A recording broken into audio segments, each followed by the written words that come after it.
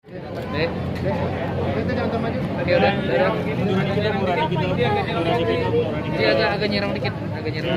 Murah dikit. Murah dikit ya. Di luar karpet kali, Cak. Ya, mundur lagi boleh kayak silakan. Karpet ya semuanya ya, di luar karpet ya. Oke. Ya, siap.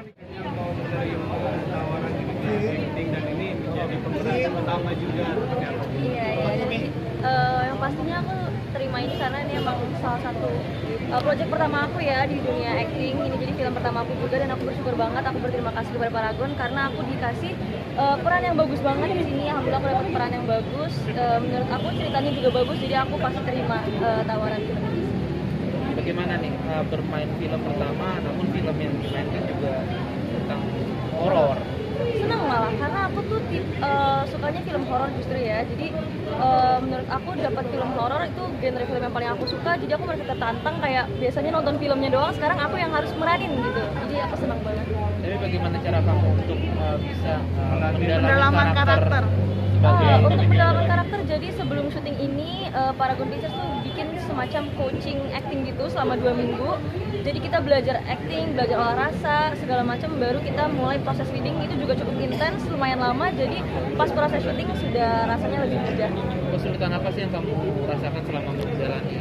Sebenarnya kalau kesulitan sih nggak ada sih. Aku enjoy banget selama syuting karena banyak pengalaman baru, belajar baru juga, teman-teman baru. Jadi aku selama syuting nggak mengalami kesusahan atau kesulitan sama sekali. Oke, ini kan filmnya temanya kan dasarnya dari bullying, gitu kan?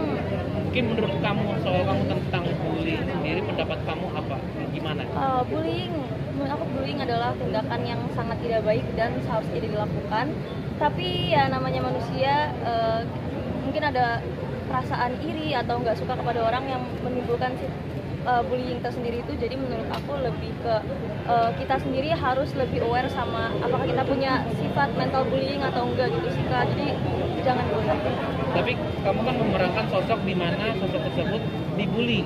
Gimana cara kamu untuk ini? Apa kamu pernah merasakan hal yang sama atau seperti apa gitu? Ya selama ini sih aku nggak pernah ngalami bullying secara langsung, fisik, verbal gitu, nggak pernah. Mungkin pas proses syuting ini karena aku di sini kan di film ini aku ngalamin bullying, di situ aku baru ngerasain kayak oh ternyata gini ya rasanya jadi korban bullying. Jadi kayak menurut aku kalian harus aware banget sama perasaan korban bullying karena kasihan sih mereka. Oke, sedikit pada saat di Indonesia ini kan marak sekali yang namanya bullying ya. Kalau pendapat kamu sendiri seperti apa bullying di Indonesia ini kan banyak, apalagi sering diadaptasikan ke film? Karena bullying itu common terjadi, bisa terjadi di mana aja, di semua lingkungan, gak cuma di sekolah, tapi mungkin di lingkungan kerja ataupun di rumah gitu kan. Jadi lumayan susah sih untuk mencegah bullying, tapi aku yakin pasti bisa dengan cara kita lebih aware sama mental health orang lain. Selama syuting Setelah project ini bakal selama ada syuting kesulitannya apa ya?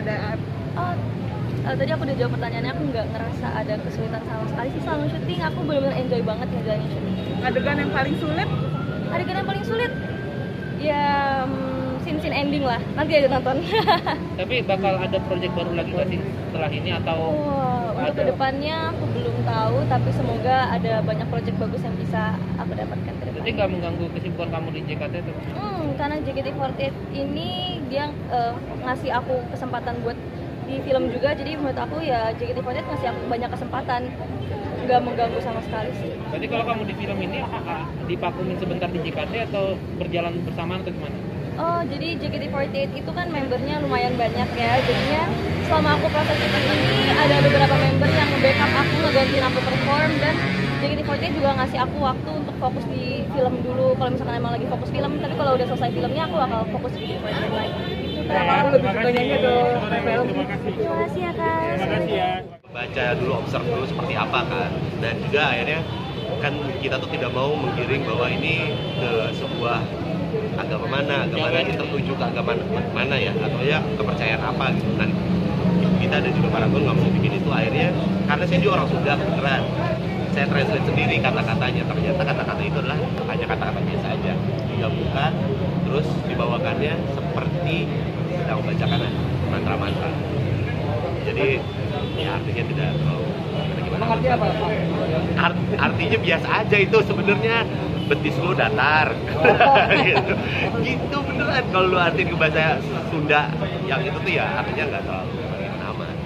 Cuman ya itulah hebatnya ibu kita juga ya, lu bisa membawakannya, Kang bisa nggak dibawain ini cara seperti ini supaya memberikan kesan seperti itu. Kang, tapi lu gatel nggak sih pengen nyeletuk di set ketika syuting? Nih kalau misalnya ada behind the scene sih sebenarnya kalian bisa lihat, gue tuh banyak bercanda banget, sering banyak bercanda. Jadi kalau lagi cut, oke, ngeset apa segala macam, yang tadinya dilakuin apa gitu. Terus untungnya Emir sangat membantu juga.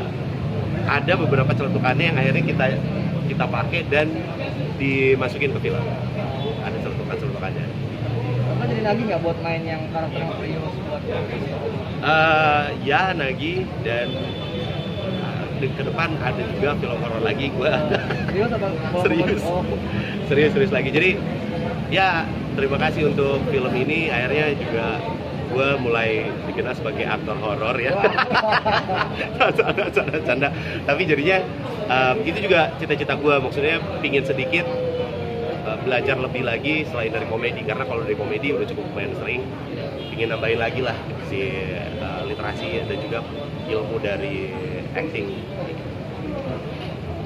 Lagi. Terkait dengan ceritanya mas, Kenapa? Terkait dengan ceritanya, Ya. kan adaptasi dari luar ya. Ya. Lalu juga menyambungkan antara horor, romance dan segalanya itu, mas sendiri nanti gimana sih? Gue tuh udah sempat disuruh nonton dulu kan, disuruh nonton film aslinya seperti apa, terus habis itu supaya untuk referensi aja. Nah dari film sananya aja, gue udah bisa ngedapetin, oh ini horornya beda, tapi romantisnya dapat, komedinya ada. Bahkan kalau yang di Koreanya, komedinya tuh kentalnya karena di si pamannya. Kalau di film yang Koreanya. Nah ketika dipindahin ke sini, ngobrol sama Bu Gita dan juga sama Paragon, boleh nggak komedinya sedikit diturunin aja, karena yang bikin lebih ditonjolnya adalah horornya sama si drama dari romansnya dan pesannya untuk stop bullyingnya itunya gitu. Jadi akhirnya itu dengan banyak sekali workshop, kita ngobrol segala macam, terbentuklah jadilah film ini dengan kayaknya cukup lumayan lah, lengkap lah ya, dari kadar romansnya dapet, horornya juga ada, komedinya juga ada, dan pesannya juga cukup lumayan dapet. Terus kalau berkaca film sejenis kan ada juga film Miracle in Cell ya. Ya. Mereka sukses juga di pasaran. Kalau dari segi market sendiri itu bagus nggak sih? Apa karena sudah ada penontonnya sendiri yang setia atau seperti apa? Kalau Pembandingan pasti ada pembandingan nanti ya. Iya, pasti sih. Cuma kan untungnya dari sisi genre beda kan ya. Genre-nya beda banget sama film Korea yang lagi tayang juga. Tapinya mereka emang udah punya masa sendiri sih. Bahkan di film aslinya aja terus udah punya fans, dan mereka juga nungguin, akhirnya tahu kalau ini adalah diadaptasi dari film Korea, mereka udah langsung antusias, gue pengen nonton, pengen tahu seperti apa. Dan gue sebagai pelaku sih berharap apa yang udah kita bikin itu buat yang nonton, untuk para fansnya juga cukup diterima dengan baik lah. Tahu nggak mudah saat ini untuk bepergian ya, karena saya dengar hari ini masih macet juga, imbas kemarin banjir. Jadi sekali lagi terima kasih sudah ada di sini. Semoga suka dengan film yang kita buat ini. Kalau suka tolong bantu kami untuk promosikan ke teman-teman Anda, ke rekan-rekan Anda untuk ikut menonton film ini. Mulai tanggal 13 Oktober nanti akan tayang di bioskop seluruh Indonesia. Silakan kita mau menyampaikan sesuatu. Terima kasih buat sahabat-sahabat, teman-teman semuanya yang udah hadir buat nonton premier film Kalian Pantas Mati malam hari ini. Nervous sih bang, deg-degan sih sebenarnya. Kalau misalkan filmnya kalian suka, jangan lupa di-sharing di sosial media ya. Itu aja. Emir atau Lutfi mungkin mau nyampein sesuatu? Emir.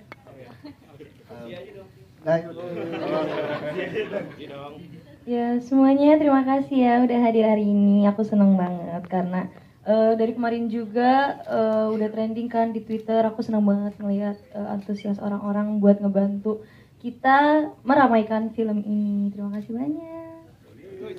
Dari Emir sedikit juga dia mau ngomong. Terima kasih, lebih banyak.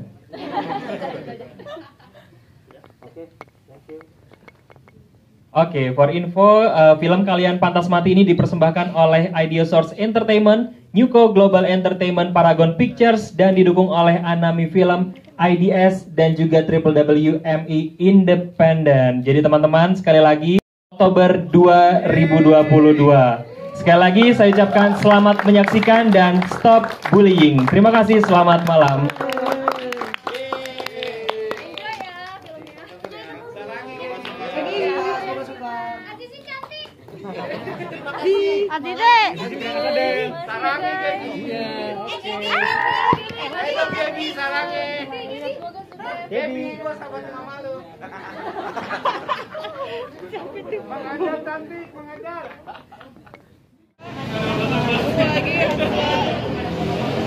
Oke, bentar ya. 1, 2, 1, 2. Oke. Lagi 1, 2. Nanti gue akan semuanya 1, 2. Oke. Stop bullying juga kayak si actingnya keren banget. Gaby juga. Gaby juga. Saya harus banget nonton ya. Jangan lupa nonton di bioskop Kalian Pantas Mati Tanggal 13 Oktober ya? Tanggal 13 Oktober 2022. Jangan lupa nonton. Jangan lupa nonton. Anda. Boleh minta yang terakhir aja. Jangan lupa nonton Kalian Pantas Mati. Tanggal 13 Oktober ya? 13 Oktober. Ya, keep roll. Jangan lupa nonton Kalian Pantas Mati tanggal 13 Oktober 2022.